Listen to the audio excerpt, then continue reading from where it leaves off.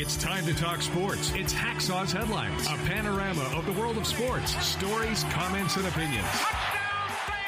Now, here's iconic sports talk show host Lee Hacksaw Hamilton and co-host John Riley.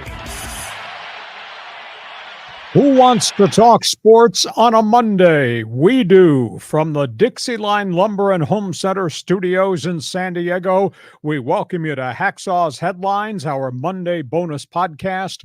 Good afternoon, everyone. This is Lee Hacksaw Hamilton, along with my co-host in studio, John Riley, coming off a great sports weekend. This podcast belongs to you. We want you to be part of this podcast. This podcast is brought to you by DIXIELINE Lumber and Home Center stores, 9 locations to serve you, and the new one that's opening in Dana Point. You got projects in the home, in the place of work, or on the patio near the pool. Need materials? Want ideas? Think DIXIELINE Lumber. John Riley, it doesn't get any better than this. Pennant race, baby. NFL preseason about to end. Roster cuts, start of the season. Here comes college football this weekend. Yay. Yay. we got the Little League World Series going on. I mean, there's just a lot going on right now, Lee, but this is a great time to be a sports fan, especially in baseball. And on this podcast, we do talk about all the topics on the table. Couple of business items. I am trying to get to 10,000 followers. We had a ton of subscribers to our live stream. I want you, if you're on social media, I know you're on social media. Don't lie to me about social media. I want you to become a follower. I want you to join my team. Just type in my slug line at Hacksaw1090 and follow. We want you to push us over the mountain and over the top. When we're done with this podcast, just bring up X and hit I follow Hacksaw1090. By the way, you like sports? I write on this website every morning. It's there. You can't believe the volume of information. You can pick and choose, or if you give me 5 minutes, I'll tell you everything there is in the world of sports. Just go to the website, leehacksawhamilton.com. Check it every morning. By the way, we can go to the website. Right on the front page, there's an orange box. Who wants to go have tequila with us? John wants to go have Mexican food.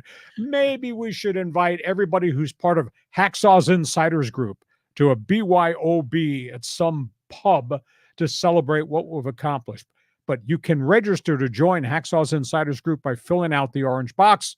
Geez, maybe we can get John to buy a round for everybody. Hey. That's a lot of bread, pal. Anyhow, join Hacksaw's Insiders Group. And when we're done, you take over this podcast. John, explain to everybody how Fans Forum works for those in the States and those in the O Canada network. Okay. If you're in O Canada, we got to change the rules. I don't know. So anyways, you got a question or comment on the rule of sports, drop your take in the live chat, Facebook, X, or YouTube, and we'll get you involved in Fans Forum. It's always ahead. Topics. We got topics on the table. We have to start with the pennant race. So here's the question. A little bit of a headache, a little bit of sore throat, a little bit of fatigue. Pennant race fever. Fever. Okay. That's why you're worn out. Watching these Padres in these 8th and 9th and 10th inning games, winning some, losing some, and then say, oh, how is this possible? I mean, that's topic one. Padres lose to Colorado. Please explain to me how you lose to a team that had a record of 45-79. How do you lose 8 of 13 to those guys? I don't know if it's a Bud Black curse, Bud Black karma. It's just absolutely stunning to me because Colorado, it's like a AAA baseball team with no pitching, and they beat the Padres 8 of 13. Tough game, though. They lose the game to the Rocks. They lose their shortstop. Ha-seong Kim undergoing an MRI as we speak. Sprained shoulder, maybe. I hope it's not a torn labrum. He went into that bag diving back on a pickoff attempt at first base. He went in hard, and the full momentum of his body was on that right arm as he reached the bag, and I saw the arm come back as the body went forward. I hope he did not tear a labrum, tear his rotator cuff. I hope it's not dislocated, but he could not move it. That's a tough sight to see. So we got that to talk about. Joe Musgrove takes another step back. 71 pitch outing. So far, so good. No setbacks physically. Obviously, Dylan Cease's last 2 outings have not quite been as dominant as they were before, Michael King continues to do well. A little concerned about overuse of the bullpen. I mean, when they went to get the left-hander for Miami, I thought that's quality, but man, he pitched 5 times in 7 days. And he refuses to say, I need a day off, but there's a wear and tear factor there. So I would hope that Mike Schilt will get into a better rotation with the 7-man bullpen that he has, but he's gone to it an awful lot.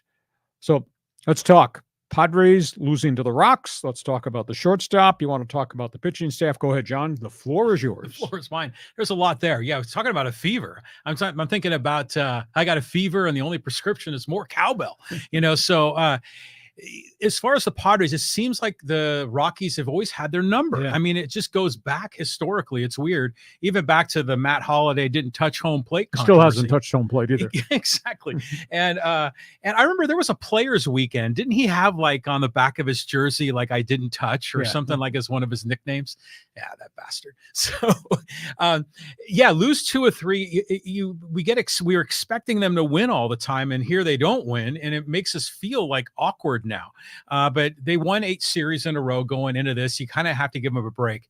But Ha-seong Kim, you could see that when he dove back to first, he instantly knew something was wrong and it was bad. I just from the look of it, I can't imagine he's going to come back, in a week or 2. It's probably going to be a serious injury. Well, how long was Xander out with a shoulder injury? 7 weeks. Yeah. And this is his throwing shoulder.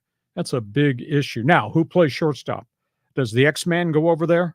Do you trust Solano to make enough plays consistently at shortstop? Do you put Cronenworth there? Because you're going to move some parts around here. If you move Xander back to his original position, Cronenworth goes to second. I assume you want Arise to stay at first. If you put Cronenworth at short, that's a whole – they haven't played that in a long time. If you put Solano at short, can he be equal to what Kim was defensively? There's no doubt that he's hit the ball better, but is he an everyday guy? I don't know about that. There's no shortage of shortstops on this team, so they're going to have someone. Now, if I could wave a magic wand in this situation, and we're going to assume that Ha-seong Kim is out for an extended period of time, I would put Xander at short, and then I would put Solano at second. And Cronenworth can play first and just have a Rise DH. And I think that'd be fine. The thing that I worry about, though, is that it was such a big thing when they moved Xander off of short to second to make room for Ha-seong Kim. It's almost like starting a quarterback controversy. Who's the shortstop? So if it's only for a few days, then I think you let Wade play. It's not going to be for a few days. No, I don't think so. That's the big issue to me. Okay, we go from Padre baseball. And if you're a Padre fan, do you have an explanation how this could happen? How the Padres could lose so many games, 8 of 13, the last place Rocks.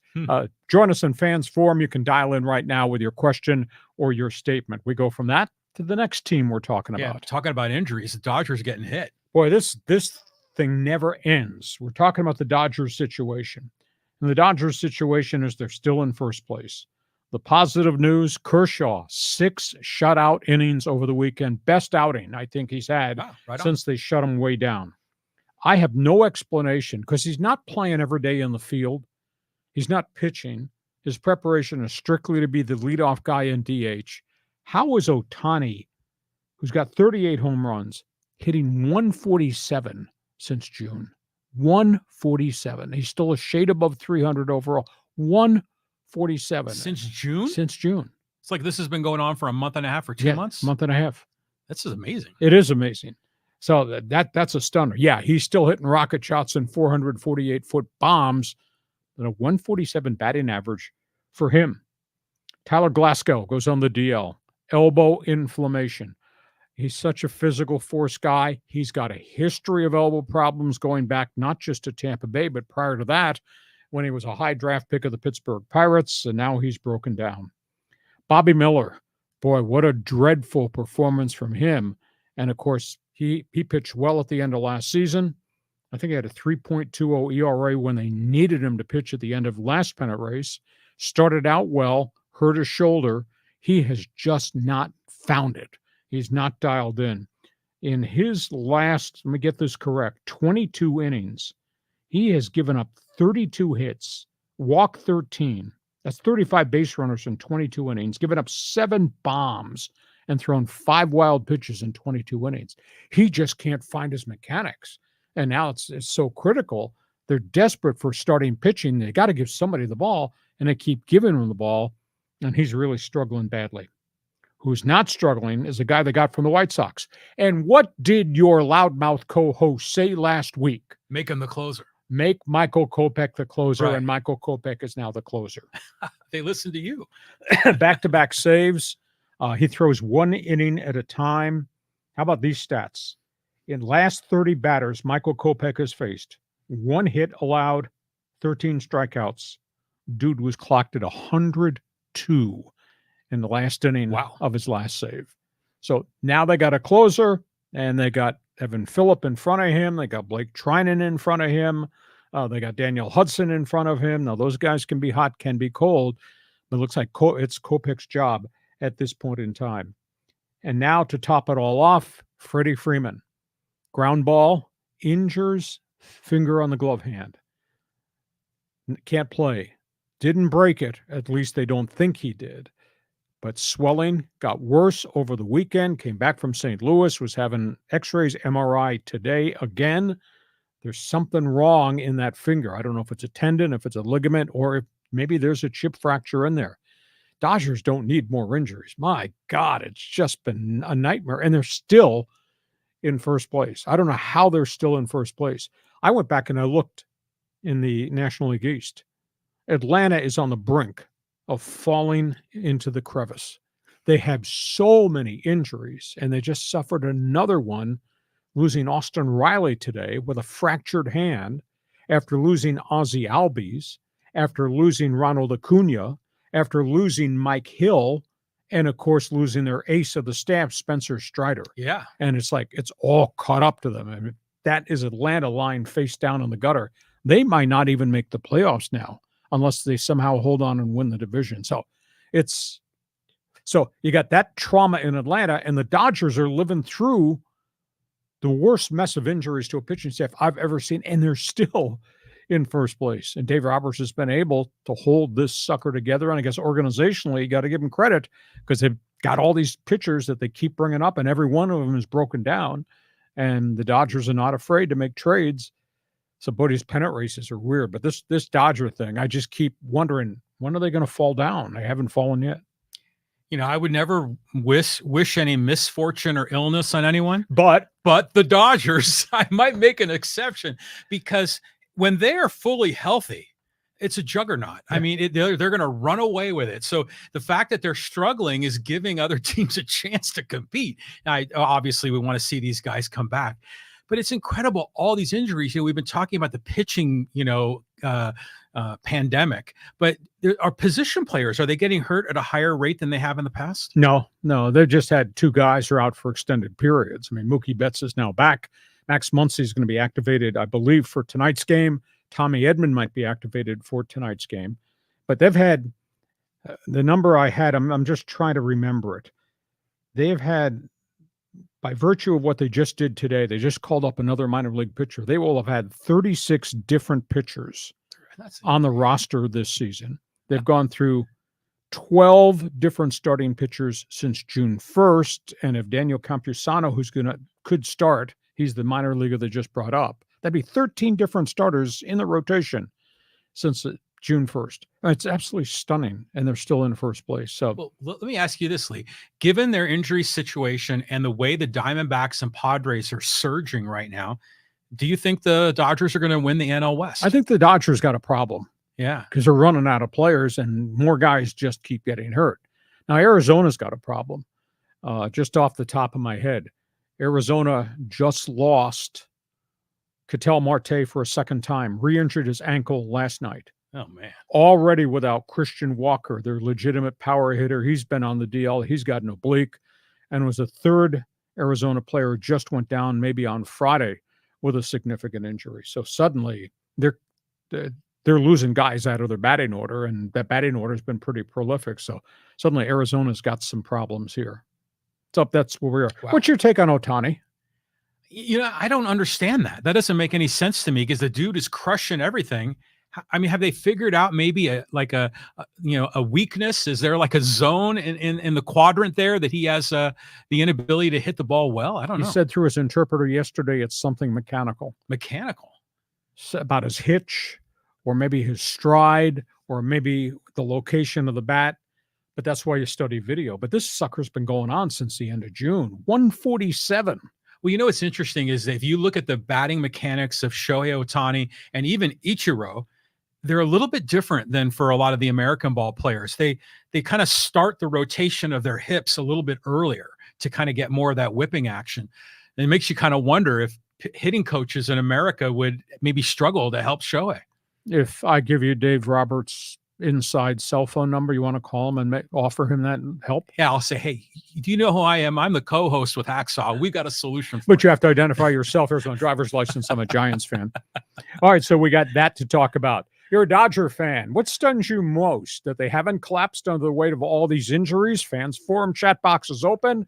You have a solution to Otani. I mean, he still hits rocket shots and balls that go out of the stadium, but he's hitting 147. Dodger fans, join us on Fans Forum. Got another baseball topic here we're going to discuss. Yeah, the notebook, rule changes. I want to hear about this. Oh, this is amazing.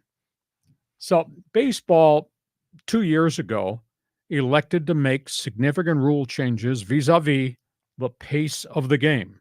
Mm-hmm. And I think the pitch clock, the ban on the shift, the adoption of the designated hitter in the National League, it's really speeded up the game. It's made it a better game, even though the union's protesting some of the things that have occurred. I'm not sure that I buy into the limitations on pickoff moves and all that. But now baseball has proposed, and I'll be the first to stand up, and then Tony Clark will come in the door here, and he'll stand with me. Baseball has proposed a rule that your starter has to go 6 innings. Has to go 6 innings. That's dumb. The only asterisk would be if he throws more than 100 pitches in the first 5 innings, he doesn't have to come out to the 6th.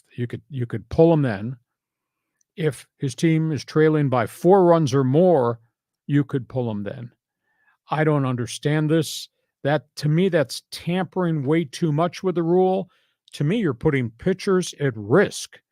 I mean, these guys are max effort guys, and you got guys like Musgrove coming off long stints on the DL, and you're going to have them mandated that they have to throw 6 innings unless they're getting their doors blown off.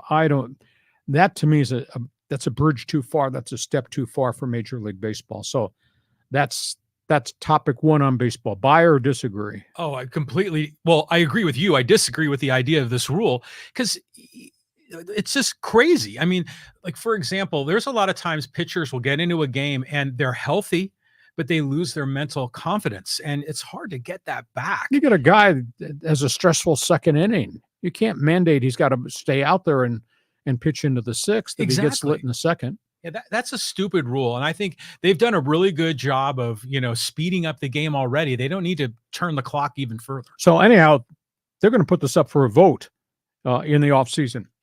Red Sox, this is weird. I mean, Boston's got a young pitching staff, and they got a lot of young players that have played really well since the 2nd month of the season, but their pitchers are still thin. Red Sox have just signed Rich Hill, left-handed pitcher. 13 years in the major leagues, been unemployed all this year. He was with the Padres at the end of last season, came in a deadline deal with the Pirates, didn't pitch very well. They've signed Rich Hill. He's 44 years of age.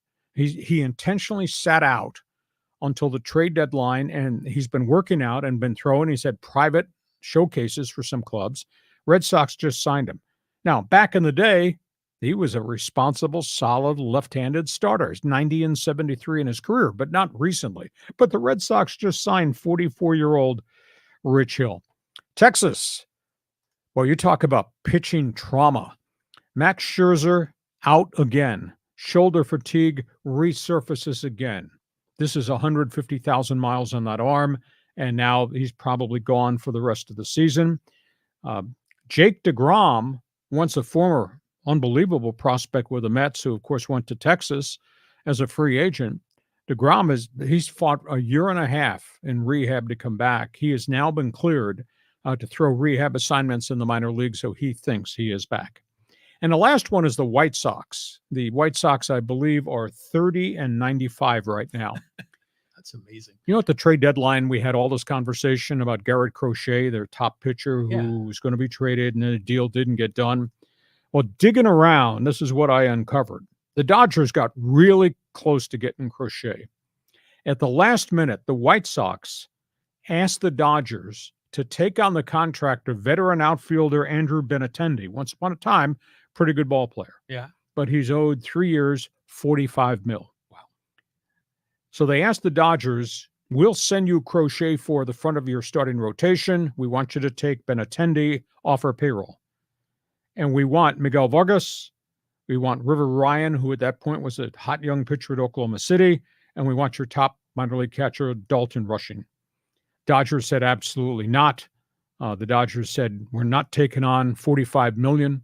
We're not going to give you all these top young prospects. So that's why the Crochet deal did not work. Dodgers turned around, hung up on Chicago, and they called area code, is it 303, Detroit?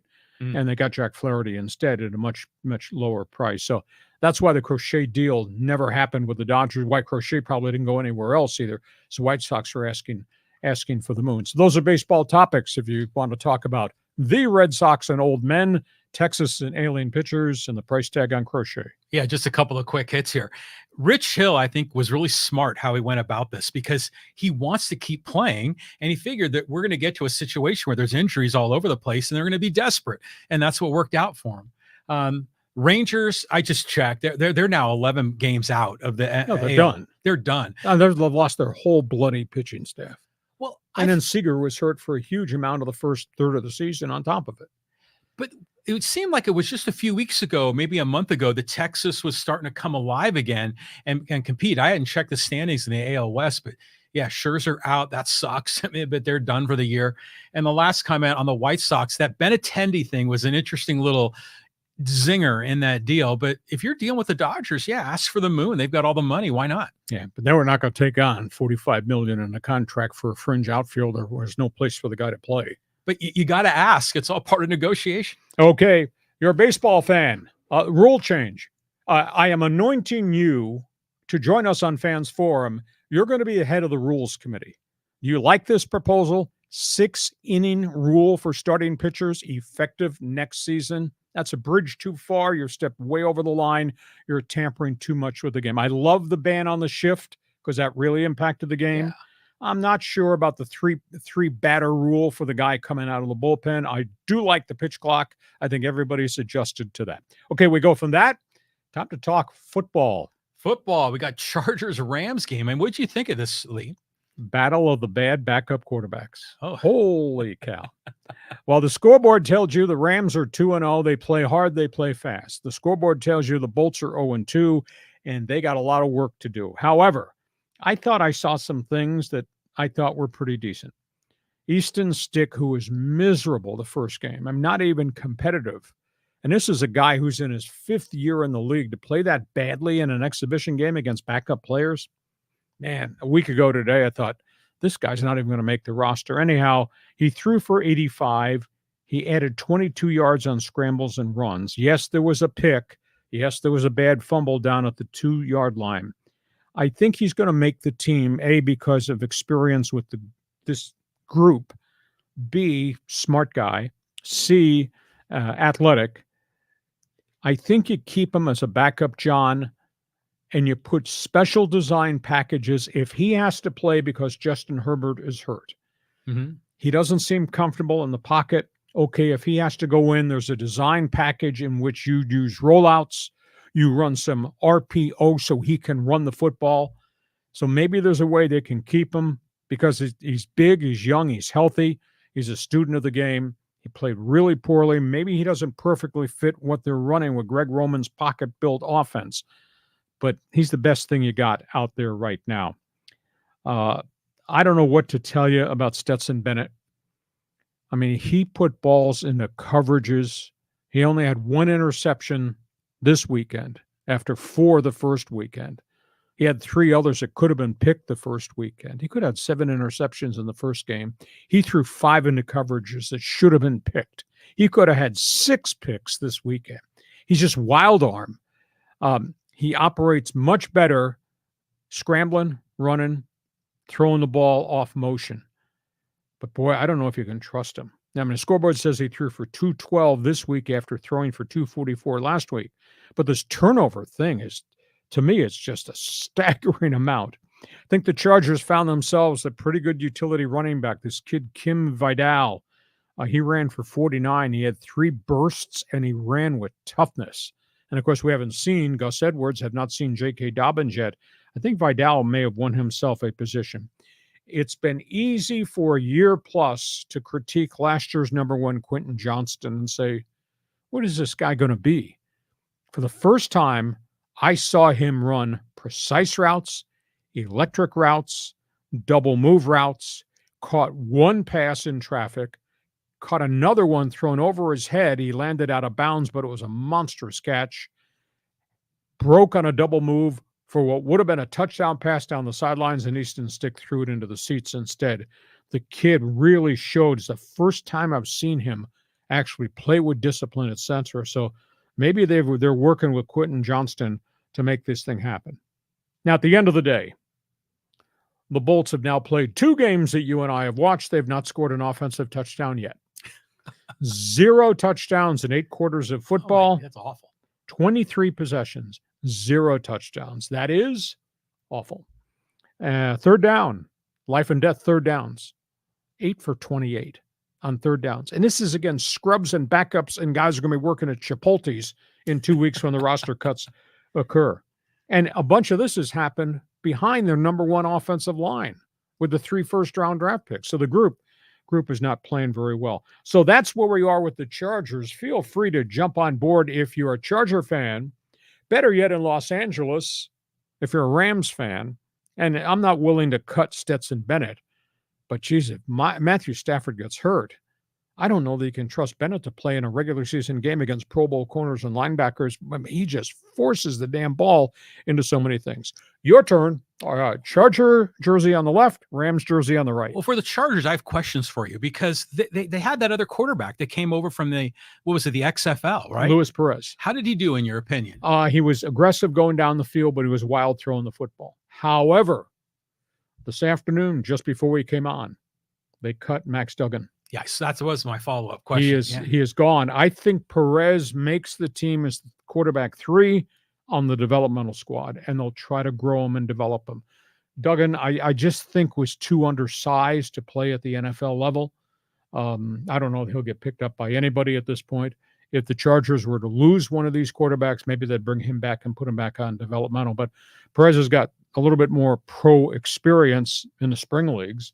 And obviously, he's really aggressive. I mean, he chucks that ball down the field, but he's also a little bit undersized. He had trouble in the pocket with people. He had to scramble out of trouble to try to find receivers, but they cut Duggan. So there's the answer on the question. And I think they stay with Easton Stick.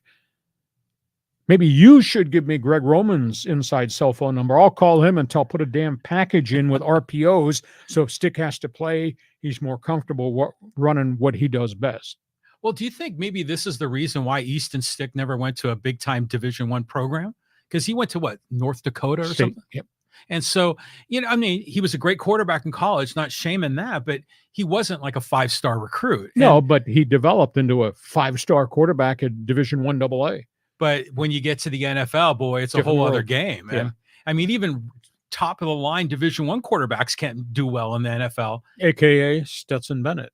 That's a good example. Yeah. And I'm not burying Stetson Bennett because he sat out all of last year to deal with mental health issues. But if I'm a Rams fan, I think I'd really be damn concerned if I have to play him the way he's played in preseason. I mean, I've never seen, I did games for 17 years for the Chargers and Seahawks, and I saw some good quarterbacks and some really bad ones. I've never seen a guy throw into the kind of coverages he threw in, thought he could get it done, and could have had 5 more picked off in addition to the one that was picked in the end zone. Well, who's your better backup quarterback then? Is it Bennett or is it Stick?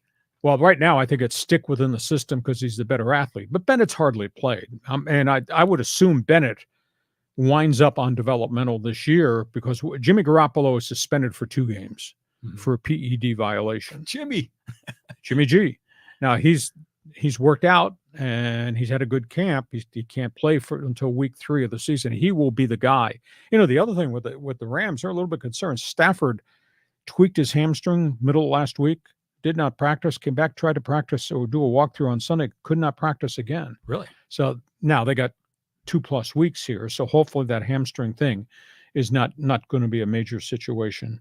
Quarterbacks. All right. I just went through and I did a look-see at who's available.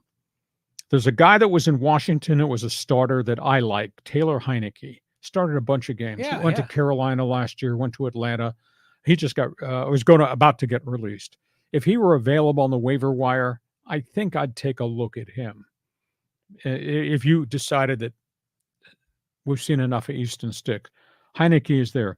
Tyler Huntley, he played at Utah, really competitive guy. Played for the Baltimore Ravens when Lamar Jackson got hurt. Real competitive guy. He's in Cleveland right now. He's one of 3 quarterbacks with Deshaun Watson. One of them's going to disappear on the waiver wire. I'd look at Tyler Huntley.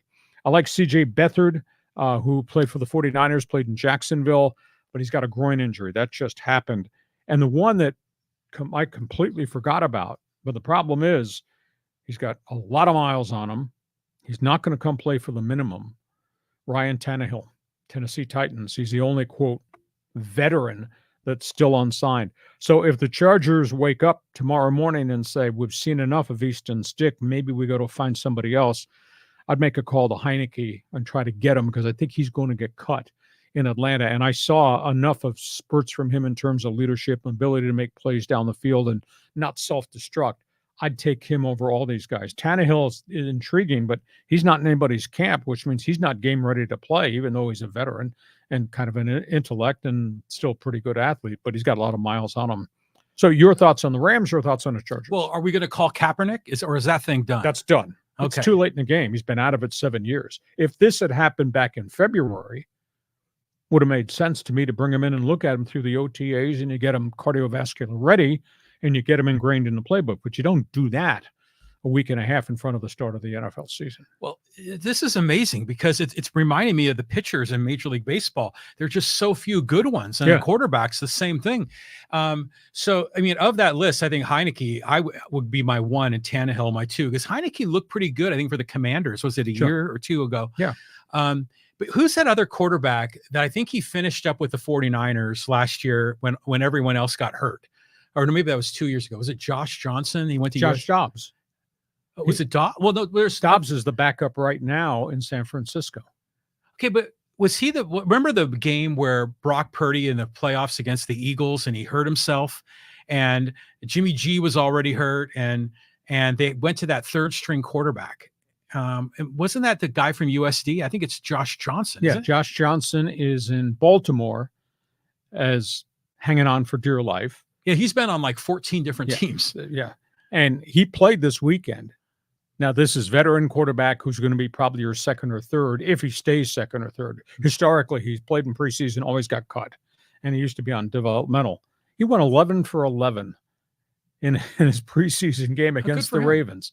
But he's a journeyman with limitations. I mean, there's a reason he's been this is the 14th team. Reason he's been on 13 other teams is doesn't make enough plays. So, but it's interesting you bring that name up. Heineke he's younger, he's more athletic, he's a firebrand as a leader.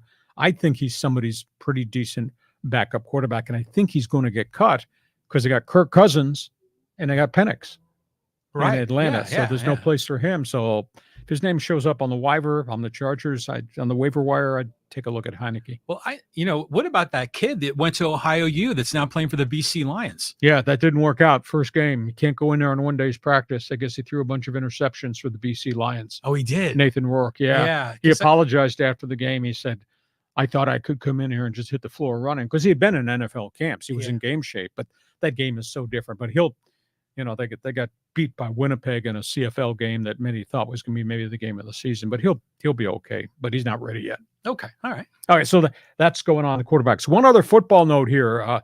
Do you want to talk about this San Diego State situation? Oh, this is kind of really interesting. Okay. Well, we got the NFL notebook. Okay. We'll get to that in a second. Let's get to halftime. I'm sorry. I didn't mean to screw this up. Fire me, find me. I know it's my podcast. We have a format. and we follow it, and we get to halftime. And then we have the second half of this great award-winning podcast. And my notes are all screwed up here. Oh, look at all that writing. Yeah, it's not very good either. I can't read it.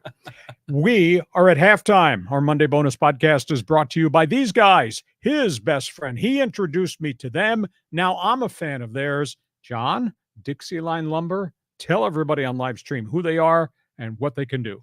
You know, we've talked about how they've been in San Diego for over 100 years, providing lumber and building materials to help out contractors, help out homeowners. It's cool when you roll back the clock and you look at the history of San Diego and the way the military came here and the way all these homes have been built over the last century. And DIXIELINE Lumber was a big, big part of that. And they still got all the great stores in San Diego County, expanding to Orange County. But lumber, building materials, kitchen, bath, decking, they're the guys to go to. You got a project? They've got the materials. And if you want ideas, talk to them. DIXIELINE Lumber.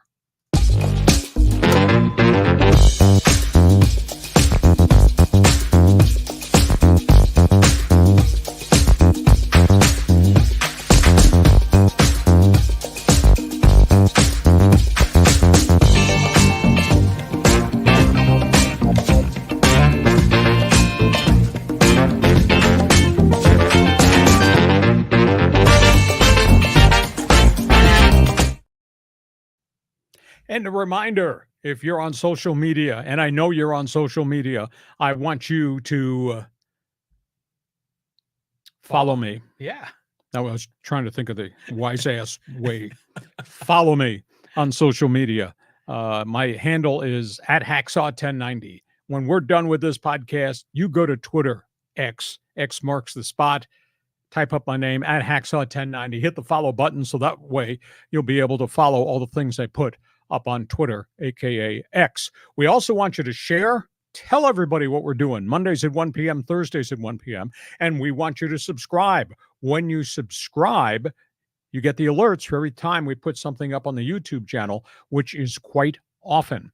And of course, at the same time, we want you to become part of Hacksaw's Insiders Group. When you go to my website, there's an orange box right on the front page. Fill that out. You'll get all the alerts and all the kind of unique things. And that offer that I made that John would buy us all a shot of tequila at a bar, maybe the Insiders Group ought to get together for a Friday night drinking session. And when we're done, we got over 200 people here on live stream. When we're done, John, live stream becomes fans forum time. Yeah, that's your chance to ask a question about the world of sports with the expert, with the pro, Lee Hacksaw Hamilton. So just type in your question or comment in the live chat on Facebook, X, or YouTube, and we'll get you involved. On we go. Let's go to the second half. NFL Notebook is upon us here, John. We've got a lot to talk about. Yeah, look at these logos. Let's start with the Browns. Cleveland Browns, the big story. Last week, the Browns announced they were prepared to put together a proposal to build a dome stadium 15 miles south of downtown Cleveland in the suburb community of Brook Park. They wanted Cuyahoga County and Brook Park to give them $1.2 billion in public financing. Whole deal is $2.4 billion. Everybody was excited. City of Cleveland has offered them something like $461 million of civic funds to renovate the current stadium they're in, right on the lakefront, which was the site of the old municipal stadium. The Browns, like the shiny new thing, Jim Haslam wants to go to Brook Park.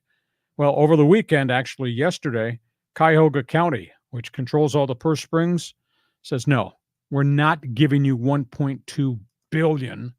You're the NFL, you pay for it. Yeah. So the Brook Park thing kind of seems dead on arrival. So we got that. Raider Nation, you got your starting quarterback, and I agree with this. And by the way, dude said last Thursday on the podcast he was going to wind up being the starting quarterback. We're talking about the situation with their new starting quarterback is going to be the guy who was in Jacksonville. And this guy has done some things in the league, but he's also thrown a ton of interceptions along the way. Gunslinger. Oh, yeah, the gunslinger. So that's a big story there. Gardner Minshew will be the starting quarterback. And the rationale is this, and it makes a lot of sense to me. Who do they play opening day? Bolts. Oh, yeah. Who do they play opening day? Joey Bosa, Khalil Mack, Jesse Minter's blitz package, Jim Harbaugh's persona. They want a veteran. Minshew has seen a lot during the course of his career. Does throw touchdowns, does move the ball, does throw interceptions, unbelievable number of fumbles, and has taken a lot of sacks. Gardner Minshew is going to be the starting quarterback for the Raiders. Minnesota, it's been a tough couple of weeks for Kevin O'Connell, injuries, etc. Problems in the secondary. They lost one of their draft picks before camp ever opened, who died in a terrible auto accident. Oh. Young kid, Kyrie Jackson, died. 3 others have been injured in camp, and they made a trade of one of their others. They just signed Pro Bowl cornerback Stephon Gilmore, pretty good player. Now, some of that might be in the rearview mirror because he might be 34 years of age. But Gilmore has signed with Minnesota, played with the Bills, played with the Patriots, played with the Cowboys. That's a pretty good veteran insurance policy. Dallas. Do you think Jerry Jones has a lot of money in his checking account? Oh, just a little. Just a little. Jerry, he's got an issue. Unsigned. 3 weeks into camp, CD Lamb. Still. Wants $33 million a year. That's awful steep. And by the way, his quarterback, Dak Prescott, he wants $60 million a year. Now, how is Jerry going to handle that? Historically, they've always been able to deal with salary cap problems. They lead the world in salary cap issues. Then they lead the world in renegotiation structures down. But there's no way that he could pay CeeDee Lamb 33 and Dak 60. And I like Dak Prescott. I think his career record is 73-41. But his postseason record is 2-5. Yeah, that makes sense. Yeah, so we're going to give him $60 million on a 2-5 postseason record. I don't know about that. So Jerry's got a problem there. Washington, they just named their starting quarterback. They are really impressed with what he did in his 2 starts for the Commanders. Jaden Daniels, LSU. Now, he was a stud for Brian Kelly down in Baton Rouge. He's come in with command of the playbook, leadership in the huddle, stuff he's doing in the classroom and team meetings. Jaden Daniels, who was 12 of 15 in preseason for 122 yards. No mistakes at all. He's going to be the starter for the Washington Commanders. Pittsburgh, they got 2 quarterbacks. They don't have any quarterbacks. Steelers have been miserable. Pittsburgh has not scored an offensive touchdown in preseason either, John, and that's with Russell Wilson and Justin Fields. Now, Wilson missed the first game with a calf, came back. He played in slow motion in game 2. I think he only threw for 47 yards. It just didn't move the ball. And then they went back to Justin Fields, and he makes plays, and he runs all over the place, but he's highly, highly erratic throwing the ball down the field. So, Pittsburgh's got a bit of a problem. No problem in Denver. Did you see Bo Nix last night? Yeah. Holy cow. Mm-hmm. Bo Nix, 8 of 9 for 90 in the first quarter, touchdown. Denver just absolutely sledgehammered Green Bay. They have not named him the starter, but I'm sure they're going to name him the starter. Then they have a tough decision. Do they keep Jared Stidham as the backup or Zach Wilson? Wilson, the ex-Jet, has played pretty competitively in practices and the cameo appearances he's made. So that decision from Sean Payton is going to be really interesting. And it's quite a story in the Canadian Football League. We already addressed what happened with the British Columbia Lions. They just got the NFL quarterback, the kid, Nathan Rourke, who really struggled. He played on one day's practice. That didn't work. Montreal's playing Saskatchewan. I saw this. I couldn't believe it. Saskatchewan tries a long-distance field goal. Well, in Canada, you can return field goals. And in Canada, the end zone is 20 yards deep. Mm-hmm. So Montreal has a kick cover guy on the back line of the end zone, and the long-distance Saskatchewan field goal comes short. He catches it on the fly, shoots up the sidelines, cuts the middle field. 128-yard return. A 128-yard return of a failed field goal. Canada, you got to love it. The openness of the game. And the third item is this. We talked about this months ago. Chad Kelly. He's the nephew of Jim Kelly, the Hall of Fame Bills quarterback. He was a Canadian Football League MVP last season, led Toronto Argonauts 15-1. CFL got to the Grey Cup. He got suspended for 11 games, sexual harassment, all types of violation of a domestic issue with a girlfriend. He just asked for reinstatement. He got reinstated, but he agreed to what's called a last chance clause. Never heard this before. I'm surprised the Canadian Football League Union agreed to this. He had to do all his counseling before he could have the reinstatement hearing. they put a last chance clause into the conversation that he must continue to go to counseling through the entire season, do civic duties, etc. And if he so much as gets a ticket, his career in Canada is over. A lot of different opinions about this, but Chad Kelly is back with the Toronto Argonauts, and they really need him. So hopefully he's learned his lesson. John, pick a few topics off the table here, talking quarterbacks and salary caps and good games and bad games. Well, I want to first talk about this Cleveland Browns stadium thing. Okay, in my opinion, this is the biggest racket going on in the economy in America right now, of how billionaire NFL owners or even NBA and Major League Baseball owners can get taxpayer dollars to build a building so they can make even more money. So when the Chargers were, trying to get the stadium deal going here, I was just really against it. I mean, I was against the Petco Park for that same reason, because I just think it's crap. But but the Charger vote, I never even got a chance to vote on it because I was in the county, not in the city, which is something else. But I'm happy that that city outside of Cleveland said, screw you, we're not going to give you. Well, it's Cuyahoga County that controls the purse strings. And they said, no, we're not giving Jim Haslam $1.2 billion, which is 50% of the cost. Haslam's going to pay the rest. Now, there's ways to finance stadiums as a partnership. That's what the Chargers had in front of them, right? That Spanos refused to go to the negotiating table. The city and the county had put money in. The NFL has what they call a G3 fund, which puts a third of the money in, and then the owner has to put money in. That was right there. Spanos refused to even sit at the table because his eyesight was on Los Angeles. But there are ways to finance stadiums. San Diego had for the first time ever. The Rams had a great scenario because they had city, county, and state funds in Missouri, and Stan Kroenke refused to go to the table. However, the NFL and Kroenke lost that lawsuit, and they had to pay almost $900 million in damages to St. Louis when they violated the financing meeting.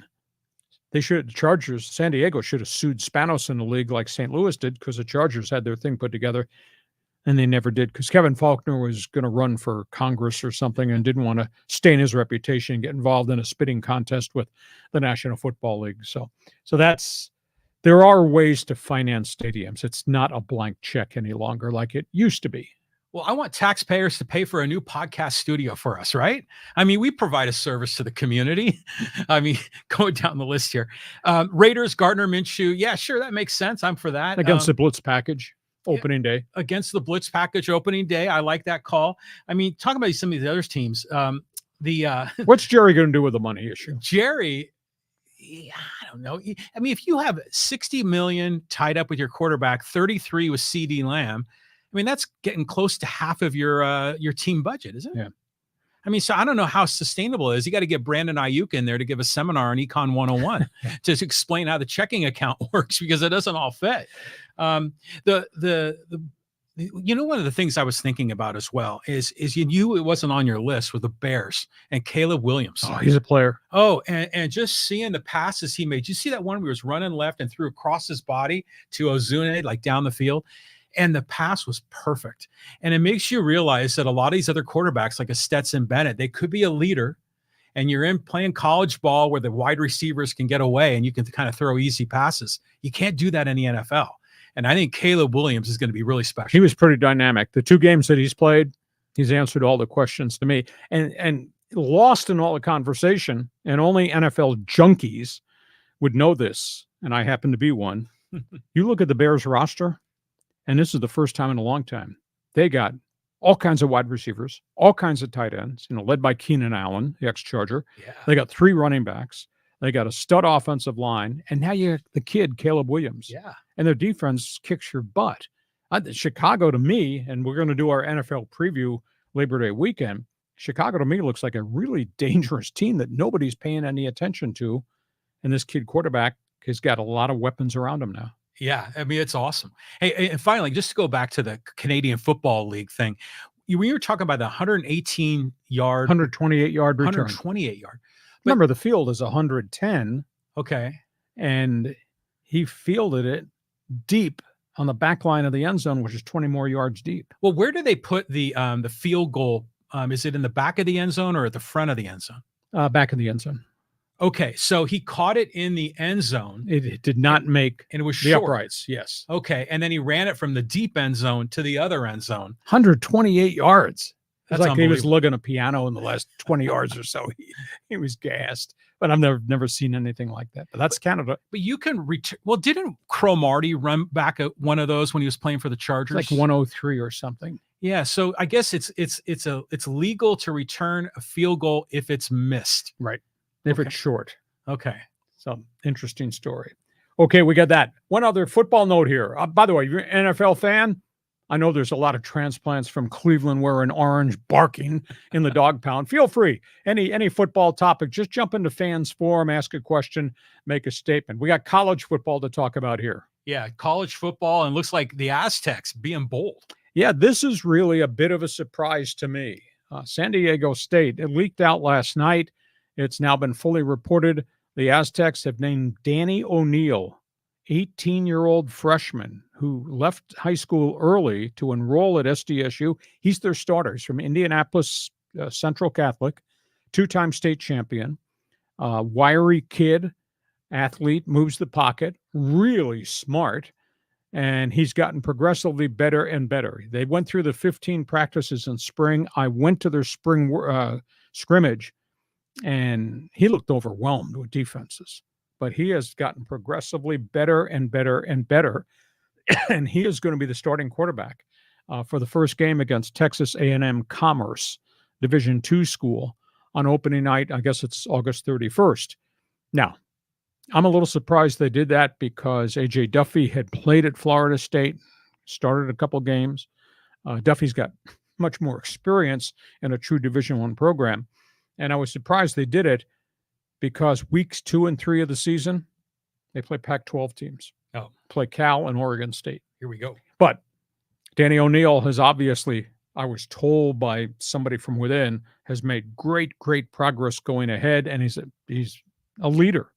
He just has command of the meeting room. He has command of the huddle, maybe a little bit different personality. So kind of looking forward to see how he does coming out of the gate and to see how much of a jump, because he was down here in the spring game, and I said, whoa, too much too soon. We expected too much too soon.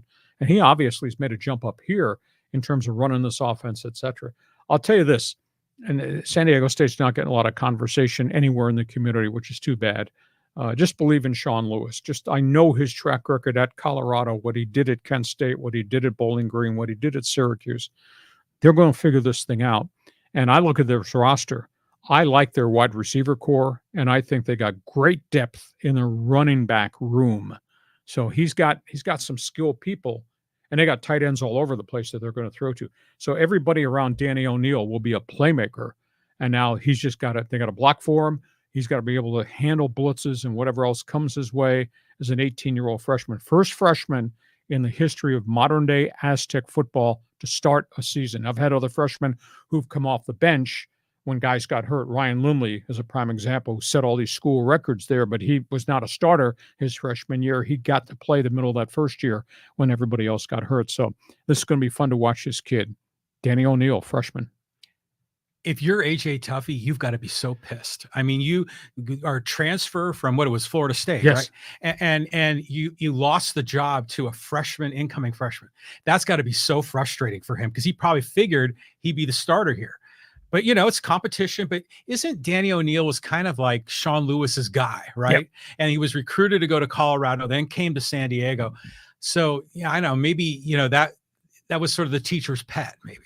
I don't know. A lot of conspiracy on this side of the table here. I think Duffy winds up playing. Oh, and we'll just see how the kid does.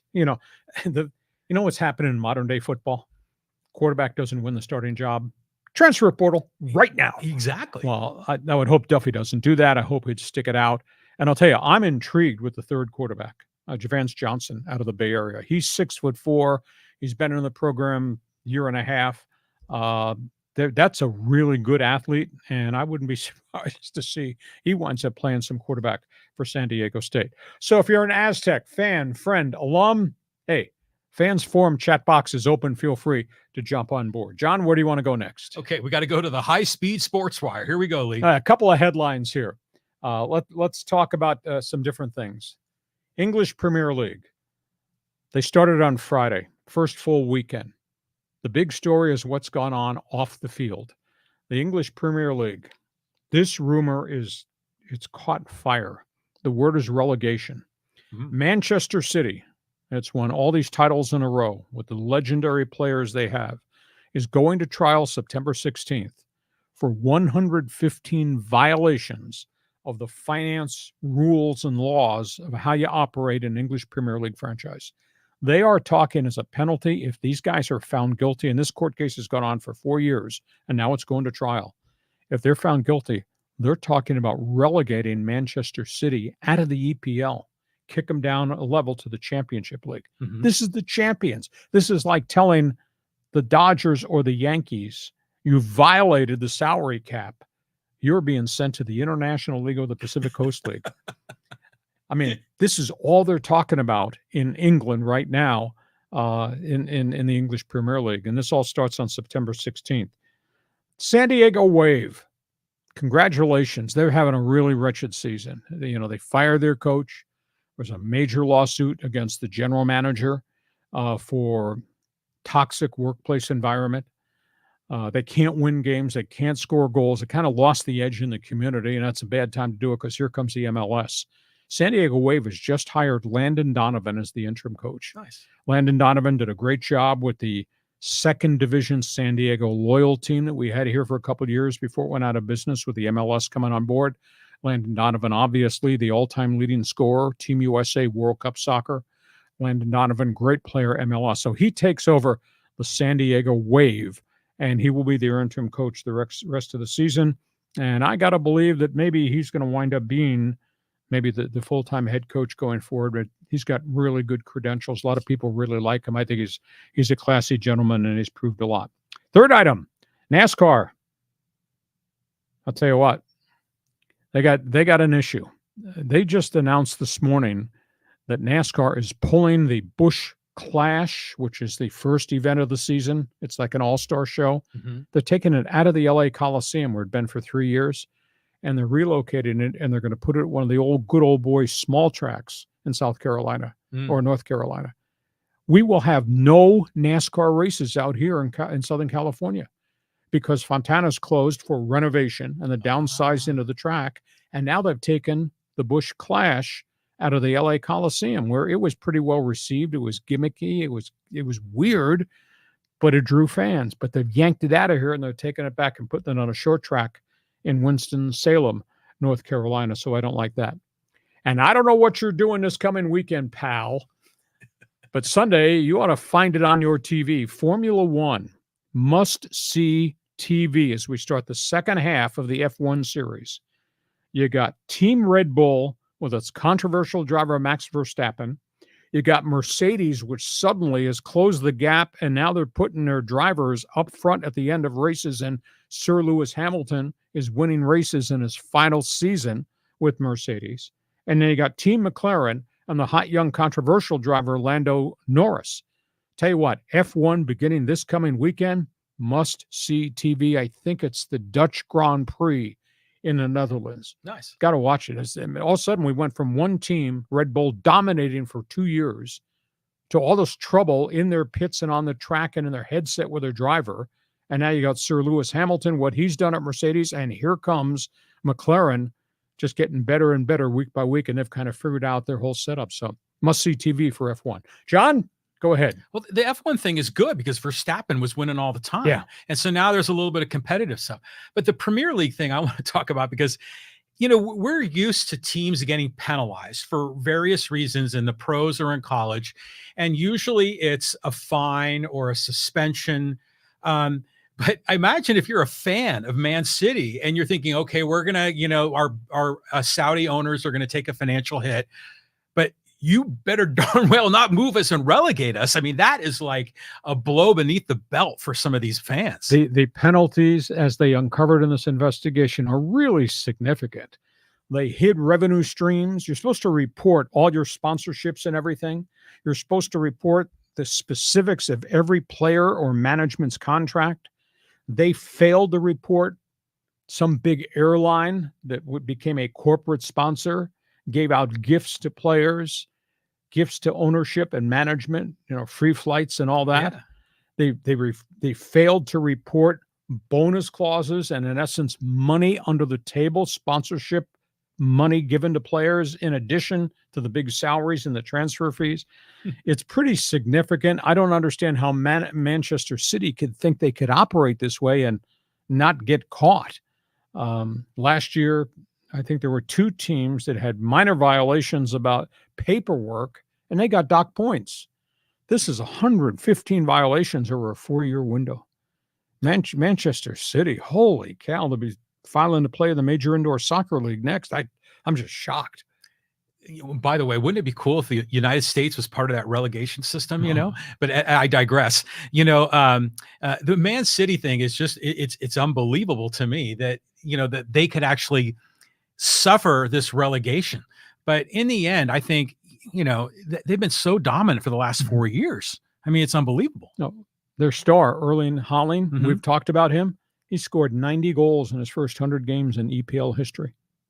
That's pretty impressive. Yeah, well, I was watching the game. Was it yesterday or Saturday when it was on? That dude, that Haaland guy, he's big. He's a lot bigger than I expected. And he's so athletically gifted in terms of getting open and just unleashing shots. But think about that, 90 goals in his first 100 games. He's from Norway. What a great player. So this bears watching as we get to September. This trial is going to be bloody. Well, I just keep thinking about Jim Rome, your old colleague. If you ain't cheating, you ain't trying. Yeah, they got caught trying to cheat. Okay, those are topics on the table. I think we've covered a lot of different things today. It's time for you to join us in what we call Fans Forum.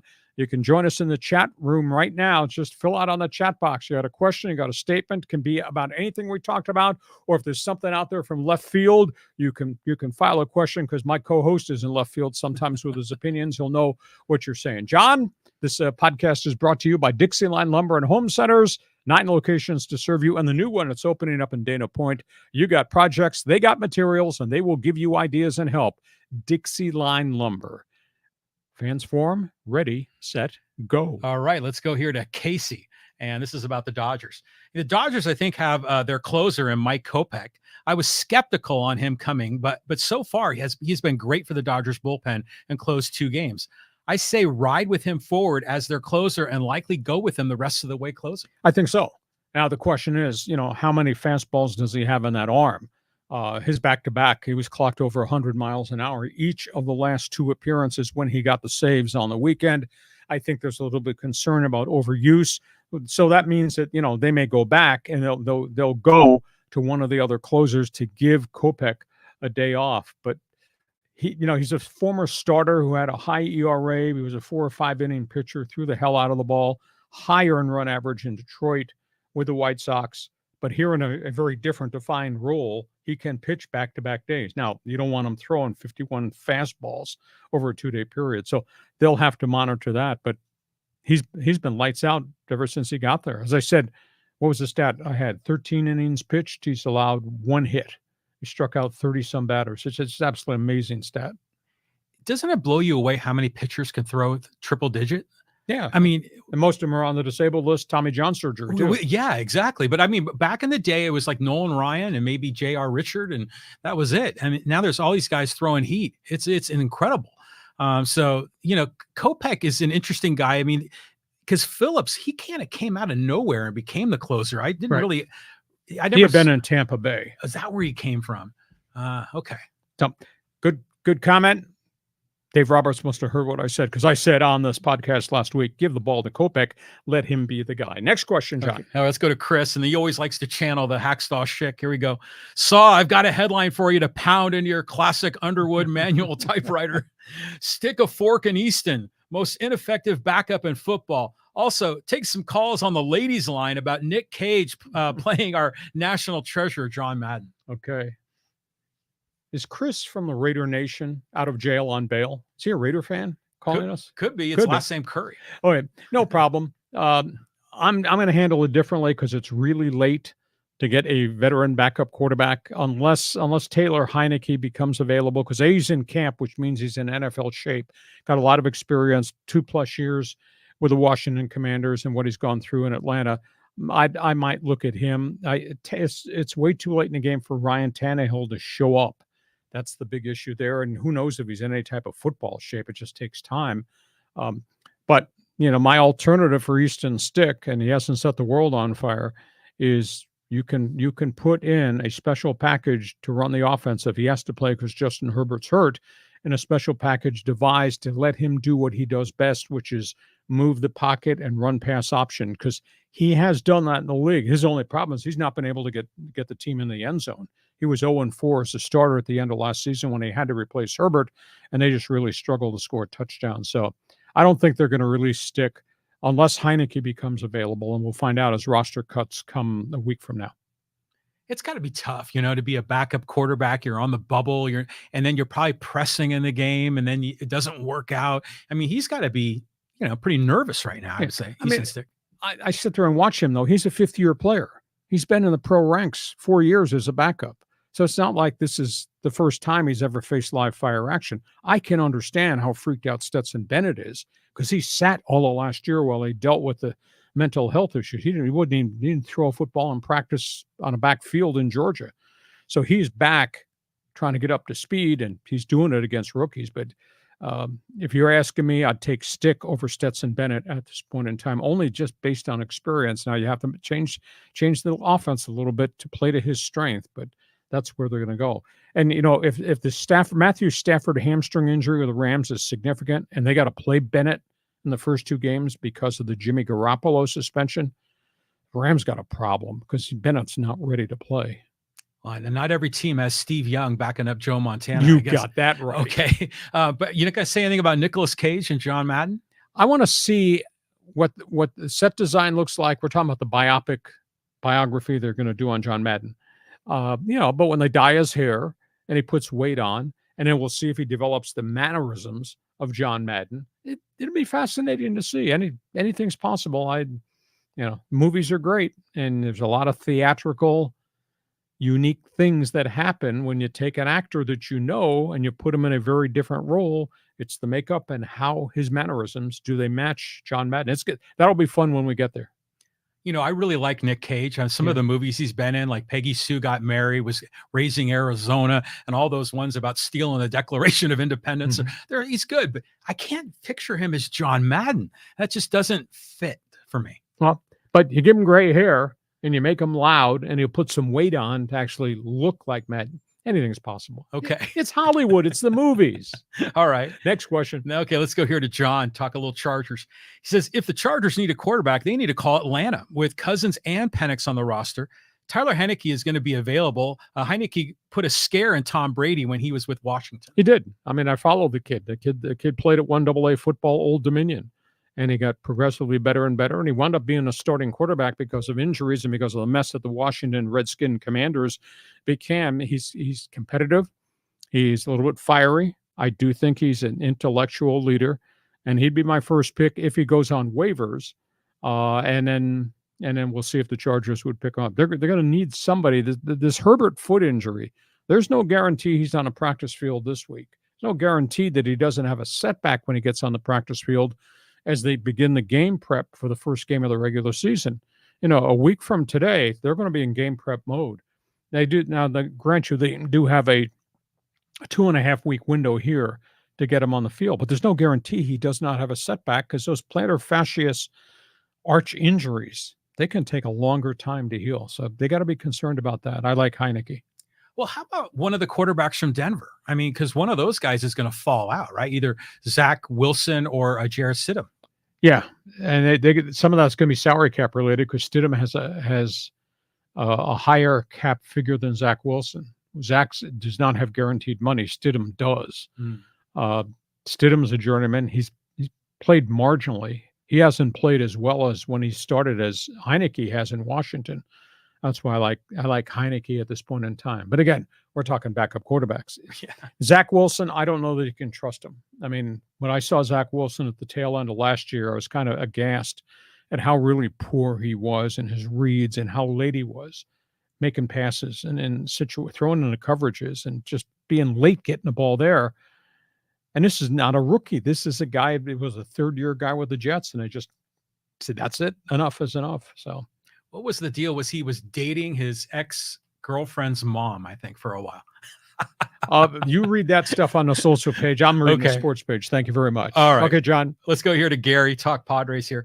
Part of the puzzle is having the capable Solanos, Peraltas, Wades to step right in and produce. Double-edged sword having athletes like Kim giving their all to make a play and finally injuring themselves. It's a long season and things are bound to go wrong a few games. Funny with the Rockies, maybe Bud Black. We are in such a roll right now. Tatis will be back, and I think we are fine and stacked, and our best baseball's ahead of us. Could be. We got 7 weeks, 6 weeks, whatever it is, 40 plus games to go in the season. Don't know any timeline on Tatis. They're being very cautious with El Nino just because he's not running. You can stand in a cage and just take a stride and swing a bat, and you can stand out in front of the dugout and do soft toss. But he's not doing any heavy-duty baseball-related stuff because they don't want to have the stress reaction fracture in the thigh bone happen again. It takes so long to heal. So that they say they think he'll be back in September, but we're 10 days out or so from September 1st. So we'll see how much they're going to get out of him. And he can't have any setbacks when he gets ready to high octane it and actually start to do the baseball things he needs to do. Yeah, that's going to take time and you can't rush it. But, I think Gary brings up a good point. We have all these capable pieces. Hasn't Solano been just a find? Yeah. It's been so good. And he makes the plays at third base. I think he's serviceable at second base. Fortunately, the Padres have depth, and I think they can make this work for them. And, we love Ha-seong Kim. We do, but he hasn't been hitting as well as he's been hitting previously. He's making a few more errors than we normally expect. So maybe this might have a silver lining to it. Well, he's hurt, yeah. And I think it's significant. Now, I hope it's not a torn labrum. I hope it's not a dislocation, but I think he's going to be out a chunk of time. I also think this might be the finest work of general manager A.J. Preller. Not just the blockbuster trades and all the controversy about trading the whole farm system away. His acquisitions of role guys is just huge. They would not be where they are right now within a stone's throw of the first place Dodgers. They're 3 back. It wouldn't be there right now had it not been for Peralta, had it not been for Higashioka, the catcher, had it not been, obviously, for Solano, and then some of the unique pitchers that he's brought in. So I think this might be his best year as an executive in Major League Baseball. That's about time. It is about time. But it's funny, the people on Instagram responding to your videos, they're saying, what the heck, Hacksaw, you were tearing down the Padres. You're saying they needed to sell, fire AJ Preller, and now you're praising him. Well, he was on the hot seat when the opening day started. What was the storyline around Major League Baseball? Who's in trouble? Well, his name always came up. New ownership, he got the job done. Dude's got them within 3 games of first place. We'll see if we can get to September and then get to October and play meaningful games. Think this town would go crazy if this thing's wound up in the World Series because the Dodgers finally crumbled under the weight of all these injuries. Anything's possible, and it's kind of feeling a good vibe right now. Okay, on we go. Next question, fans forum. Okay, let's go here to Raul. He goes, I'm shocked that the Dodgers are still in first place. Let's see what the season holds for all of us. Yeah, we still got, as I say, 6 or 7 weeks. Dodgers are getting their guys back healthy, but now they got Freddie Freeman hurt. And if he's got tendon or ligament damage in that injured finger, Raul, they got a problem because that's a big bat and a leader that you're going to have to replace. The other problem is somebody needs to figure out Otani. How does that guy hit 147 since the end of June? Yeah, he's hitting home runs, but 147 is absolutely stunning. But there's a lot of baseball to be played. My goodness, the last 6 games of the season, you think people are going to be going crazy? Yeah. Dodgers at Arizona. I should say Padres at Arizona. Dodgers hosting San Diego at the end. It's going to be great. This is all setting up terrifically. And right before we get to that last weekend, the last 6, Dodgers got to go to Arizona to play the D-backs before they face Excellent. the Padres. Yeah, so it's going to be awesome. There's been those moments where there was a legit pennant race for that last week of the season. It's always so thrilling. Now, they since changed it so the last game, everybody starts at the same time. Yeah, that's probably a pretty good thing, right? Yep. it's a lot of baseball to be played, and there are going to be a lot of meaningful games during that course of period. Raul, thanks for joining us on Fans Forum. Next question. Okay, let's get some football folks in here. And Derek says, the NFL did not give Rourke a fair shot, and neither did BC for sending him out after 2 days of practice. Well, their quarterback up there, Vernon, oh, you asked me too quick, not Garcia. The starting quarterback up there, he's been around the league, is very successful. He went down, I think it was with a knee injury. So they had to make an emergency call, and Rourke had just gotten cut. And Rourke knows the playbook, knows the coaches. He came in, but on one day's practice, he's not ready to play in terms of timing, and he really scuffled and struggled, and Winnipeg ambushed him. But I do think Nathan Rourke's he'll get better and better collectively, and pretty quickly too, because I think his game is made to play in the Canadian League. And when you say he never got a chance, well, he's a CFL quarterback who's a little bit undersized. His game is run and throw. They don't do that a lot in the NFL. And, he went, where was he? He was in Jacksonville. Well, they're paying all the money to Trevor Lawrence. He's not going to play in Jacksonville. And he was a third QB in Jacksonville. He went to the Giants. Well, they got Daniel Jones, and they got the Italian stallion there, Tommy DeVito. And he went to Atlanta, but there's Kirk Cousins at the front of the line. They drafted Michael Penix, so he doesn't get much of an opportunity there.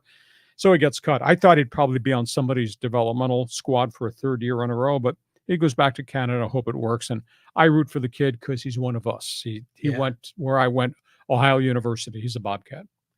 Remember the time that Baker Mayfield rolled in and picked up the playbook and played like the 2 days later and won? Yeah. Oh, Josh Dobbs last year in Minnesota, journeyman. Mm-hmm. Josh Dobbs goes to Minnesota, had 2 practices and led them to a shocking upset win. That's incredible when you see these stories. But after a while, defensive coordinators will figure out. They'll catch up to what you're doing, John. Now, let me ask you this. In a pretend world, would you rather have Rourke or Stick? Oh, Stick, much bigger athlete, much better athlete. Both were great college quarterbacks. But again, Stick's got his limitations, and Rourke never got a chance to play in the NFL, really. We move on. Let's go to Force Ghost Fabio. He says, no public funds should ever be used to build stadiums. We have homeless Americans, and money is wasted on sports. Well, that's a bit of a reach, Fabio. I mean, sports brings a lot to your community, the economics of a community. I understand the public stance. Mr. Capitalist over here saying, no more money for Richmond. We're not giving Dean Spanos any of our money, or Kroenke or whatever, although Kroenke paid for SoFi Stadium out of his own checking account. Good. But at the end of the day, having a franchise has great value to your community from a financial standpoint, and I think from an emotional standpoint. John, I swear to you, this community, despite the greatness of the Padres, this community emotionally is not the same since the Chargers left this community. So I think you need to work in partnership with owners, but the owners got to pay their share of the freight, and the NFL has the G3 plan that's supposed to be put in place. But to ask Cuyahoga County for $1.2 billion, so they pay half of the $2.4 billion dome stadium for Haslam, that's kind of far-fetched. Yeah, I mean, that's a big ask. I mean, because if they did it in a property tax increase, I mean, it could be costing everybody a few $100 a year. And not everybody's an NFL fan. Exactly. It gives a damn. I'll just ask what's going on at Arrowhead Stadium in Kansas City. Yeah, exactly. So now one other interesting angle to this is that they were talking about building a dome stadium. Right. And obviously you think about the mistake on the lake and the Lake Erie and the snow and the weather. And that sort of has a little romantic angle to it as an old football guy. But now stadiums are like these Taj Mahals for rich people with beautiful food and women and drinks. And it's like a Vegas casino. But the other aspect is a dome stadium in Cleveland puts it in the running for Final Four. Puts it in the running for NCAA football playoff championship games. It becomes a year-long venue for a lot of really special events. It's just not the home of the Dog Pound and the Browns. Right. Yeah, that sounds interesting to me. Okay, we move on. Okay, let's go down the list here. Let's go to Steve. He says, when will the Chargers cut Stick? He's trash. Well, at this point, it depends who you can go get and how quickly you can integrate him into the system. And the fact that he is experienced and the fact that he knows this organization. And granted, he's scuffling and struggling with the pocket package that Greg Roman has kind of implemented because Herbert's going to be pocket quarterback and Stick is a move of pocket and can run some RPO, run pass option stuff there. But you got to be able to get the right guy to come in. If Heineke becomes available, then the injuries change everything. You could lose your backup quarterback this weekend, and Heineke has value to the Atlanta Falcons. I would take Heineke just because of leadership and intellect and the fact that he started a ton of games for a bad Washington team. He took so many quarterback sacks in a bad situation, but he comes to work every time. So we'll just have to see what, the cuts start coming next after they play the final preseason game next weekend. By Sunday, Monday, Tuesday of next week, everybody goes from 90 down to 50, 53, and then you bring your developmental squad back. Wow. You know what? I screwed up. I meant to click on this other comment from Steve because we've been talking a lot about Easton Stick already. Go ahead. And let's go here. And he says, what do you think of USC going at least 500 in the new conference? It's going to be a challenge, but I tell you, they do believe this quarterback, 60-year guy, got a lot of experience. It's like a whole new football team, and they had to replace virtually all their wide receivers, although they do get Zachariah Branch back, and he's a stud, big, long, rangy wide receiver. They're 3 deep at running back. We'll see if the defense takes a monster step forward with Danton Lynn, who they stole from UCLA to become their new defensive coordinator. I'll be fascinated, but UCLA, they have a lot of travel. I mean, they got a lot of time on airplanes going back and forth. So Lincoln Riley's, he's kind of being challenged by a lot of people nationally that you haven't done a good job. Well, 18-6 over 2 years, and last year was a mess because of injuries, and the defensive coordinator and Caleb Williams had to do it all by himself. I think they have a good season because they got great athletes, and they do have a lot of transfers coming in. Just we'll see if they hit the floor running. I think they'll have a better season than UCLA is going to have. I think it's going to be a miserable season for UCLA. With even though people like Deshaun Foster, he's got a quarterback that's hardly ever played, and he's got to replace a lot of people on the defense. I think Oregon is the best in the group that's going to the new conference. But, they got a 60-year quarterback who transferred in, Dylan Gabriel, and all he's done, every place he's played, is just toss the ball all over the place. So I think Oregon's going to be dangerous. Washington, massive rebuild. So that's, they hired the coach from the University of Arizona, Jed Fish. That's a massive rebuild because Penix and Odunzie and the tight end and the running backs are all gone. So Washington's I think that's going to be a tough season for them. So Oregon's going to be the best of the groups that are going. Yeah, I saw Oregon rank 3 in one of the preseason rankings. Yeah, Dylan Gabriel, I remember he was at Oklahoma, and he was the one that took over when Caleb Williams left. Yeah. And he went from Central Florida, was supposed to go to UCLA, and then turned at the stoplight and went to Oklahoma, and then he's transferred out again. Interesting. Now, other people have been saying that Oregon has this really great recruit, a quarterback, but is that the kid that was at UCLA last year? Yes. And he's a quarterback in waiting. It was what's his name? Dante something, right? Mm-hmm. Yeah. So it's cool that Oregon's going to be competitive in the big 18 or whatever we're going to call it. But is USC playing on the road at Ohio State or Michigan? I don't have it right in front of me. We could go find it. That'll be the game to watch. Yeah.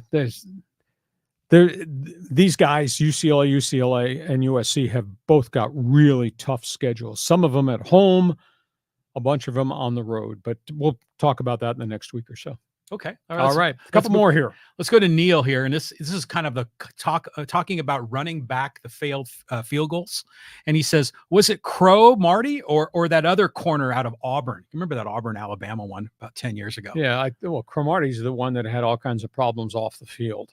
And Cromartie came in here as kind of a gem, and they found him, and he was going to be a star. And he made some plays on the field, but it was so much problems. And then he got hurt. He kept getting hurt all the time.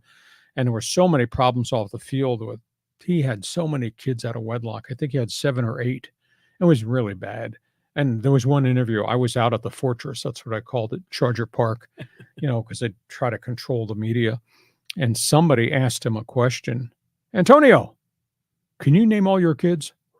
Oh, hey, don't go there. End of press conference. That was that. But they got tired of the act. They got tired of the fact he was always hurt. He wound up with a degenerative hip thing. He went to the Jets, and he made some plays, but he couldn't stay on the field. And then he had a knee injury, and then he retired. So, I remember it was something like 8 children and 7 mothers or something. It was just really messy. Baby mamas everywhere. Yeah, it was very complicated. But the things I remember about Cromartie is I remember, that run back from the missed field goal. I remember him being a stud athlete, but I think it was the Chargers Jets game, the one that Nate Kading kept missing all the field goals. And there was a time when one of the Jets runners was coming into the second level, and Cromartie did like an ole, to let the runner go by. Do you remember that? That was a long time ago. He didn't put his head in there to make tackles either. He might have been a good athlete who could run, he'd pick off balls and all that, but he would not lay the leather on anybody. Yeah, well, bringing up, Neil's bringing up that Auburn one. That was one of the most amazing plays, I think, in college football I think I've ever seen. It's unbelievable. Okay, let's move on here. Let's go to let's go here to Emmanuel, and he says, can't wait for college football to start. This will be the first time I actually do see Big Ten games since both USC and UCLA are now part of the league. Well, big arguments back in the Big Ten. It is Michigan and it is Ohio State. Penn State's really good. They got a third-year starting quarterback who's back. The rest of the conference is not what it used to be. That's going to be an issue. But you could be USC and UCLA coming in, but you might only be the fourth or fifth best team in what is historically a really good conference. I mean, USC is right there in the mix. I mean, they're going to be upper echelon, but whether they're as good as Ohio State or as good as Michigan, though Michigan's replacing a bunch of people, that's a big question. UCLA, they were picked 15th in the conference. I mean, they're going to be the doormat for a lot of people.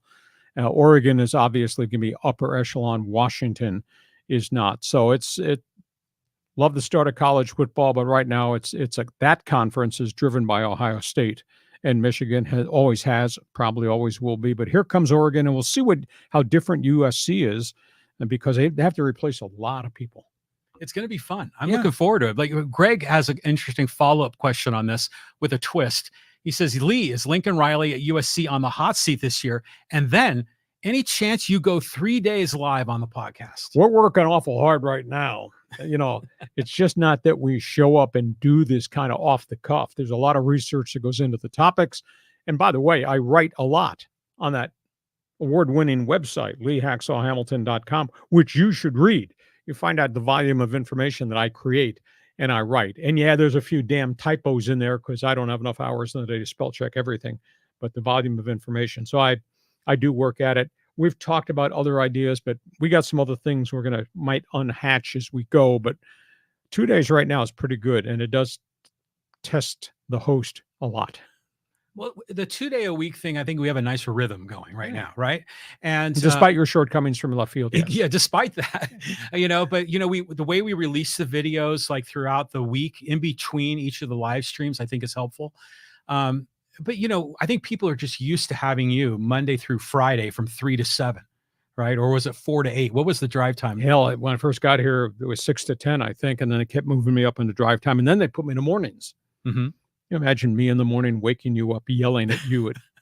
No, you are drive home from work time guy, and that's when I remember listening to you in the beginning, and it was fabulous. Hey, we got a couple social medias here you want to throw at us? Yeah, let's go check out some social media. And hey, how about talking Raiders? We got to get some Raider comments in here. This is from Joey. He says, unfortunately for the Raiders, it's going to be another bad season.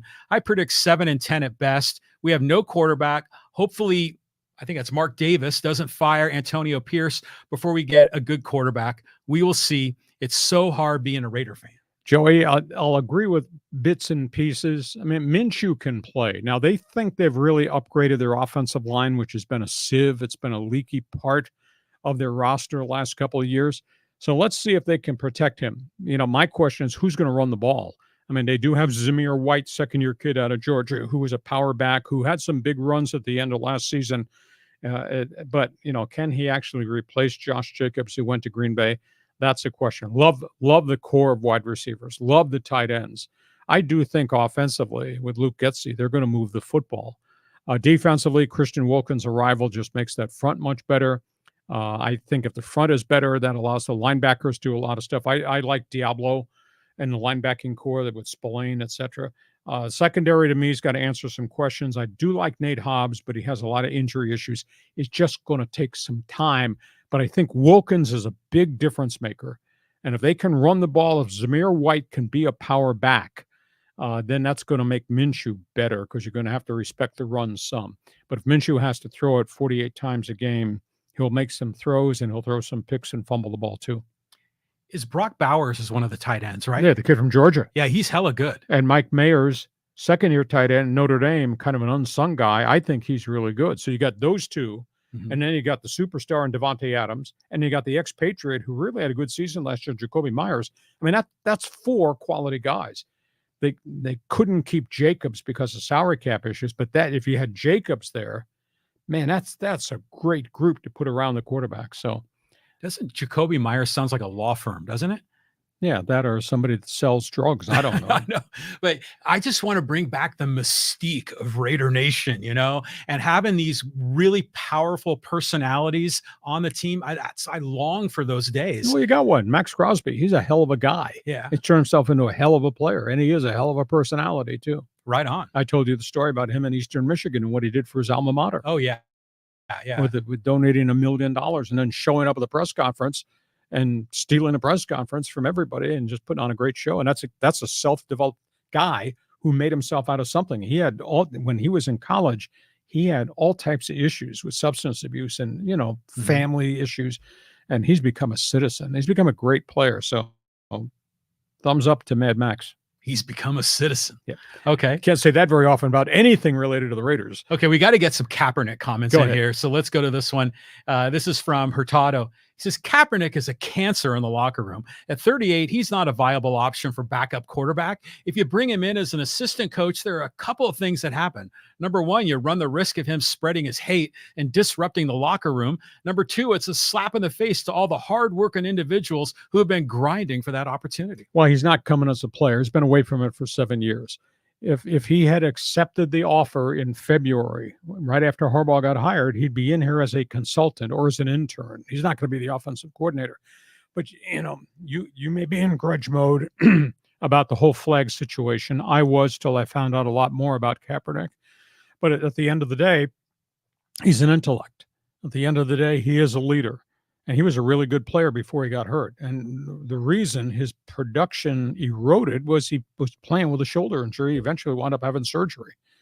So you have to separate the football issues and how he got hurt from the social issues and what he tried and the statement he tried to make. And everybody hated him early and everybody rallied around him late. And I told John last week, one of the most vivid pictures was the end of that season, where by that time everybody had accepted the players had a right and a responsibility to express themselves about social issues, where they stood locked arm in arm, players, all the staffers, the coaches, and Jerry Jones, arm in arm with all the Dallas Cowboy players about social issues. And he created that, and he kind of walked through the fire by himself. So I would think next January, if I'm still doing this podcast and John's not in jail, I think if we're here in January, I bet Kaepernick comes in as some type of offensive assistant coach. That's interesting to see him as a coach. Yeah, he and Harbaugh are on the same wavelength. Yeah, for sure. I mean, and it was a ballsy move when Harbaugh benched Alex Smith to make Colin Kaepernick the quarterback. But this reminds me of is I remember it was like 2 summers ago. I was in St. Louis. And we were there to see a Cubs-Cardinals game, and we were hooking up with some family from Texas, my son and I and a couple other guys. And we were hanging out just before the game talking, and at the time, they were really upset about Team USA, the women's soccer team. They didn't like the way they were disrespecting America, disrespecting the flag. And I was, for me, I don't take it as much of an insult as a lot of other people do. But I think being around people from other parts of America, you understand how passionate they feel in their hate of Colin Kaepernick for this. For me, I thought he was very brave in doing what he did. But for other people, it's persona non grata. There is nothing that can be said to change their mind. The only thing is I was aghast that he did it. And again, this host comes from an all-military background. I was aghast that somebody would do that to the flag, because the flag is America, the flag is freedom, the flag represents your ability as a great player to make $14 million a year, which is what he was making at that point in time. But obviously, America's got some severe social issues. I was terribly offended. And I remember writing a column about it. How dare you do this? Blah, blah, blah, blah. Anyhow, as the holdout, the lockout, the blackout, whatever you want to call what happened to him occurred, I found out other things that he had done. And I'll just briefly, if you have not heard the podcast, he personally has financed after-school lunch programs in Frisco, in Oakland, and back in Reno, where he played, for inner-city kids every year out of his own pocket. And we all know how tough it is in the inner city in broken homes and families. These kids go to school without a lot. These kids go to school without eating. He's done that. And then I found out he went to Ghana, and he is big on the history of Black America. He went to Ghana and he wrote a check of his own pocket for $1 million to build the first pediatric hospital in that African dirt poor country. He Really? did this on his own. So as much as we may condemn him from what he did, the interpretation of the flag, the way this all ended up with how everybody else around the NFL rallied around him, and the way the NFL eventually wound up supporting him, and then what he's done personally, to me, it changed my opinion. May not change yours, but, Rudo, I'm just telling you what I discovered about the guy. And to this day, the guy's still doing civic things in those communities where he lives. Yeah, I mean, there's a lot more to the story than I think most people are getting from the mainstream media. I was going to say something I thought important, but I guess it's not important. Okay, how about a couple more social media before we cap this? Okay, this is a comment on the Olympics. I thought this was nice from David Ramos. I agree about the events at the Eiffel Tower. Seeing the cycling and going underneath was amazing. Paris did an amazing job hosting. Yeah, I've been to Paris. I mean, it was an absolutely phenomenal trip. And then to see the events wrapped around all the historical things of Paris were really, really cool. And I mean, the biggest thrill to me, I was in the Palace of Versailles on a travel group. I said, oh, this is amazing history that goes back to World War I and even before that. Oh, yeah. And then to see the Olympic marathon run through the gardens and around Palace of Versailles was really, really cool. So, and we got the chance to watch it, and the NBC ratings were phenomenal. And by virtue of all their other network affiliates, they were able to put all the events live on some of the different channels, including Peacock. And then their packaging of the marquee events at 7:00 every night for the West Coast fans. And the NBC deserved a gold medal for what they did. And then all the storylines and the athletes and the accomplishments and the disappointments. That was one of the coolest Olympics I think I've ever watched. I can't think of any other sporting event that has as much cultural impact as the Olympics do. I mean, the Super Bowl does in a weird way, but it's different, because the way they bring in a lot of these investigative reporters and these interesting storylines, and they tie history with sports together. I think it's really cool. And yet they still have to operate the Olympics with the myriad of political crisis that our country has to deal with. I mean, I've never forgotten Munich in 1972. That's what I was going to ask you about. Yeah. Yeah. I've never forgotten that, and just mesmerized watching it on TV. And, that was the point of hijackings and kidnappings and things of that nature.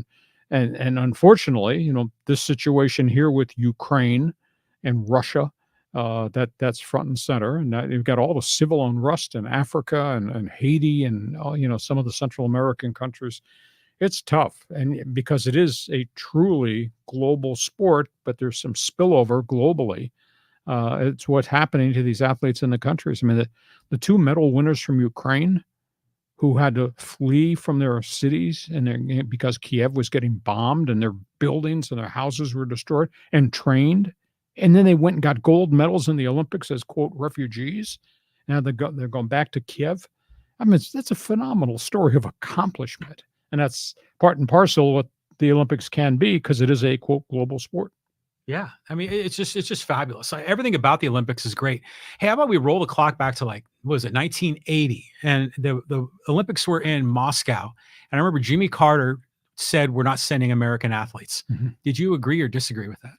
I kind of disagreed with it, only because you have the athlete who trains for 4 years for this event of a lifetime of their career. It's the pinnacle. And they don't get to go. Now, you could say, hey, they get to go and they get hurt, they don't get to the pinnacle because they got hurt. But so it's a big issue. But there's politics everywhere. And of course, then we had the Winter Olympics here, and Russia was saying, we're not sending our guys. And of course, we had Team USA, this is Lake Placid Olympics. Mm-hmm. Team USA's hockey, they were geared. They built that hockey team to beat the Russians, and suddenly the Russians were saying, we might not send them. Then eventually they relented, and they did send them, and Herb Brooks' team got the gold medal, which is historic.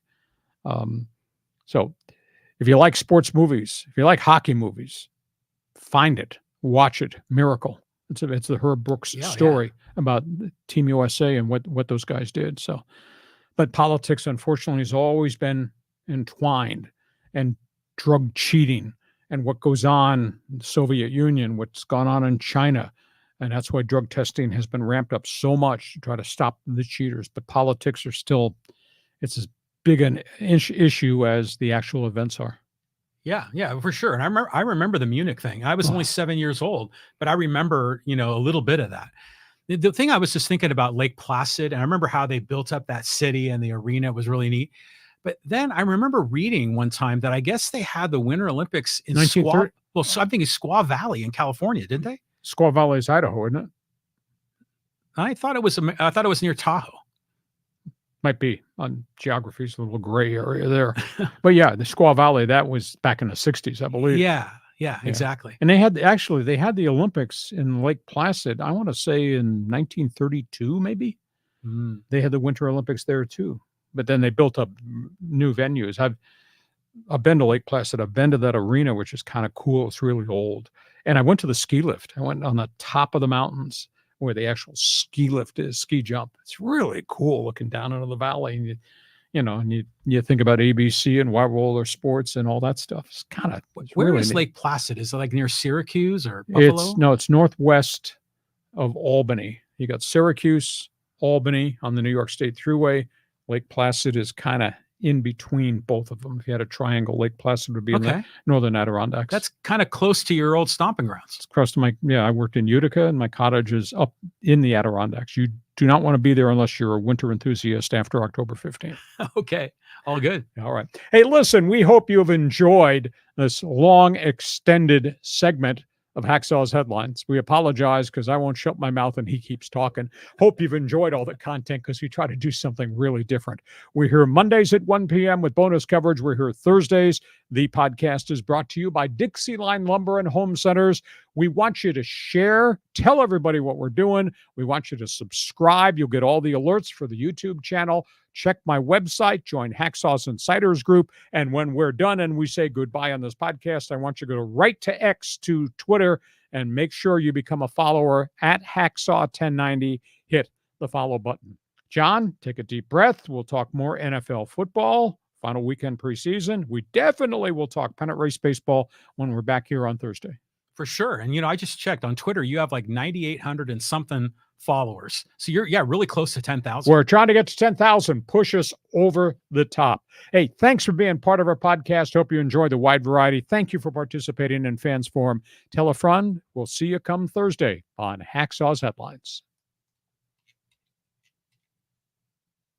Join us again for Hacksaw's Headlines on YouTube, Facebook, and Twitter. And find the audio version on your favorite podcast apps. For more content, go to LeeHacksawHamilton.com.